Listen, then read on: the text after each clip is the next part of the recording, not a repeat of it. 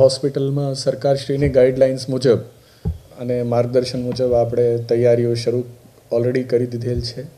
જ્યારે બાળકોની અસર ચાઇના દેશમાં થયેલ ત્યારેથી ગાઈડલાઇન આવી ગયેલ હતી.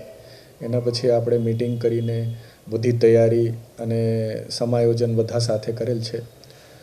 ઓક્સિજનના આપણા પાસે 41 KLની સ્ટોરેજ વ્યવસ્થા છે અને હાલમાં લિન્ડે તરફથી ઓક્સિજન સપ્લાય કરવામાં આવે છે.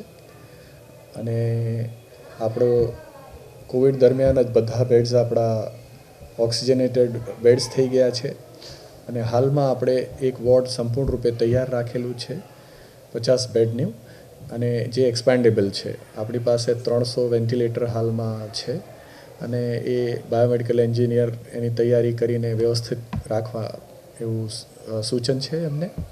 સાથે સાથે આપણે ડૉક્ટર્સ, નર્સિંગ સ્ટાફ, ક્લાસ 4ને ફરીથી સેન્સિટાઈઝ કરીએ છીએ અને ટ્રેન કરી રહ્યા છીએ, જેનાથી આનું જે છે એટલે જરૂર પ્રમાણે તાત્કાલિક એક્શન લઈ શકીએ. ટેસ્ટિંગની વ્યવસ્થા સરકારમાંથી આપણને થાય છે, જે માઇક્રોબાયોલોજી, પેથોલોજી ડિપાર્ટમેન્ટ પૂર્ણરૂપે તૈયાર છે.